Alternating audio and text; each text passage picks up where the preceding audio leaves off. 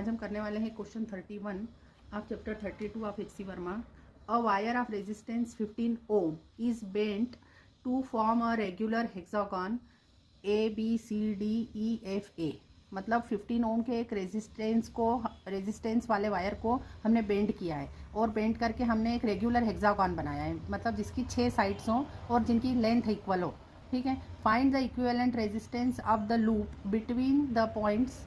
ए part में A and B part में आपको इक्विवेलेंट रेजिस्टेंस बताना है between A and C part में आपको इक्विवेलेंट रेजिस्टेंस बताना है बिटवीन ए एंड डी। तो इसको देख लेते हैं। अब क्वेश्चन 31 में यहाँ पर दिया है कि एक वायर है जिसका रेजिस्टेंस है 15 ओम और इसको बेंड करके एक रेगुलर हेक्सागन बनाया है। हेक्सागन मतलब जिसकी 6 साइड्स होती हैं और रेगुलर हेक्सागन मतलब ईच साइड इक्वल होनी चाहिए। ठीक है, तो मतलब इस 15 ओम के हम कितने पार्ट करेंगे? 6 पार्ट करेंगे। तो ईच पार्ट का रेजिस्टेंस कितना हो जाएगा? 15/6 ओम, है ना। और 15/6 ओम अगर हम इसको कैंसिल करते हैं 3 से तो ये इज इक्वल टू क्या होगा? 5/2 ओम। तो 5/2 ओम ईच पार्ट का रेजिस्टेंस हो गया, है ना। तो अब इन्होंने ए पार्ट में हमको पूछा है कि आपको इफेक्टिव रेजिस्टेंस बताना है बिटवीन बी एंड ए और बी के बीच आपको इफेक्टिव रेजिस्टेंस बताना है। तो ए और बी के बीच ये एक 5/2 ओम का रेजिस्टेंस तो लगा ही है और उसके साथ में ये पैरेलल में लगे हैं 5 रेजिस्टेंस हैं जो कि सीरीज में लगे हैं, जिनकी ईच की वैल्यू 5/2 ओम है और वो इस अकेले 5/2 के साथ पैरेलल में कनेक्ट हुए हैं, है ना। तो इन पांचों का रिजल्टेंट तो सिंपल ऐड हो जाएगा, मींस 5 × 5/2 हो जाएगा और वो 5 × 5/2 इस 5/2 के साथ पैरेलल में कनेक्टेड है। तो हम इसका इफेक्टिव निकाल लेंगे। ठीक है,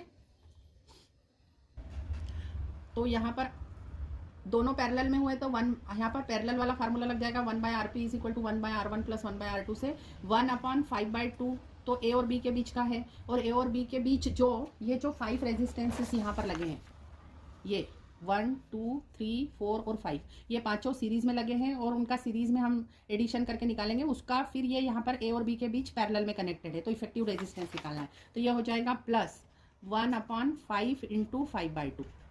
ठीक है, अब इसको सॉल्व करेंगे तो 1/5/2 हम कॉमन ले लेते हैं जो कि हो जाएगा 2/5 और अंदर ब्रैकेट में बचेगा 1 + 1/5 जो कि हो जाएगा आपका 6/5।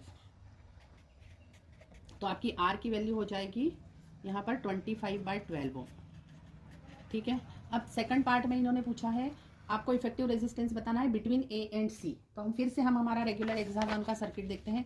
तो रेगुलर हेक्सागन में अभी ए और सी के बीच बताना है। तो ए और सी के बीच मतलब यहाँ पर ये 2 पार्ट लगे हैं। यहाँ पर 5/2 ओम का ये भी है 5/2 ओम का और ये भी है 5/2 ओम का। तो ये 5/2 ओम का दोनों का मिलकर कितना हो जाएगा? 2 × 5/2 मतलब ये 5 ओम का हो गया ए और सी के बीच एक साइड। और अभी ये इधर ये 4 साइड लगी हुई है यहाँ पर, है ना। तो ये कितना हो गया? यहाँ पर ये 10 ओम हो जाएगा क्योंकि देखो 5/2 + 5/2 + 5/2 + 5/2 इतना मिलकर ये 10 ओम हो गया। 10 ओम और 5 ओम का दोनों का आपको पैरेलल निकालना रहेगा, है ना। तो ये क्या हो जाएगा? Between A and C = 1/r, वही वाला फार्मूला लगेगा 1/5 + 1/10। तो यहाँ पर एलसीएम कितना आ जाएगा आपका? 10 और यहाँ पर ऊपर आ जाएगा 2 + 1 मतलब 3। तो आपकी आर की वैल्यू आ गई 10/3 ओम। ठीक है, अब उसके बाद पूछा है बिटवीन ए एंड डी।